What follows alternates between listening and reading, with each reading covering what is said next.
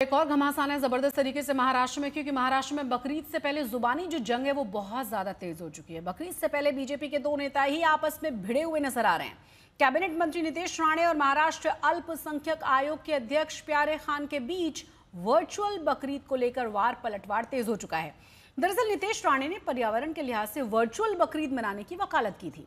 अब महाराष्ट्र अल्पसंख्यक आयोग के अध्यक्ष प्यारे खान कह रहे हैं कि हमें नीतीश राणे न सिखाएं कि त्योहार कैसे मनाएं। उनको क्या करना है वो मैं नहीं रोक सकता, क्योंकि वो टीवी के ऊपर मेरी आलोचना करते हैं, सामने आने के बाद हाथ जोड़ के खड़े रहते हैं, ऐसा है। तो उनके वो क्या करने वाले वो मैं उनको, मगर मैं उनको, अगर उन्होंने मेरे स्टेटमेंट के बारे में अच्छी तरह से सोचा और वो आज जिम्मेदार पोस्ट पे है, उन्होंने अगर अपने मुस्लिम धर्मियों को लोगों को एक पत्र लिख के अगर उन्होंने आह्वान किया कि चलो नीतीश राणे जी बोल रहे हैं आज हम लोग को इस तरीके का पर्यावरण में एनवायरनमेंट फ्रेंडली अगर हम लोग बकरीद मना सकते हैं, पशु प्रेमी कितने बकरे काटे जाते हैं, तो इसको उनकी सबकी अगर जान बचानी है तो चलो अपन वर्चुअल बकरी ईद करते हैं। बहुत अलग अलग तरीके हैं, बहुत अलग अलग लोग वर्चुअल बकरी ईद करने की कोशिश करते हैं, उसमें गलत नहीं है।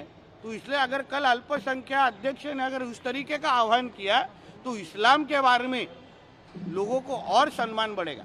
देखो क्या है, इस्लाम का जो कंसेप्ट है वो एकदम क्लियर है। इस्लाम में कभी भी कहीं भी किसी पे जोर ज़बरदस्ती नहीं की गई ना करा गया। दूसरी बात है कि वर्चुअल ईद मनाने की जो बात है, तो वर्चुअल ईद मनाने के लिए तैयार है, ऐसा नहीं कि नहीं है, लेकिन उसको बताने का तरीका अलग है ना। आप किसी पे प्रेशर डालोगे ऐसा करो ऐसा मत करो, तो ये ठीक नहीं है। इस्लाम में क्या करना है क्या नहीं करना है मुसलमान जानता है ना। जैसा हमारे समाज के जो पद्धति वो हम जानते हैं, दूसरे समाज की जो पद्धति थी वो जानता है।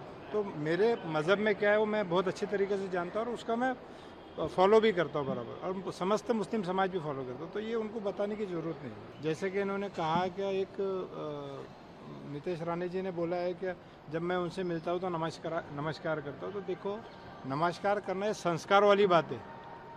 चाहे हम हमारे दोस्त से मिले, दुश्मन से मिले, भाई से मिले, पड़ोसी से मिले, तो ये हमारे संस्कारों वाली बात है। अब वो क्या संस्कारी जैसे लोग, हम संस्कारी लोगों के साथ रहते। मैं देवेंद्र जी के साथ रहता हूँ, गडकरी जी के साथ रहता हूँ, तो उनके संस्कार है मुझ में। अब आप भी अगर उनके संस्कार लोगे तो ये सब लफड़ा नहीं होगा।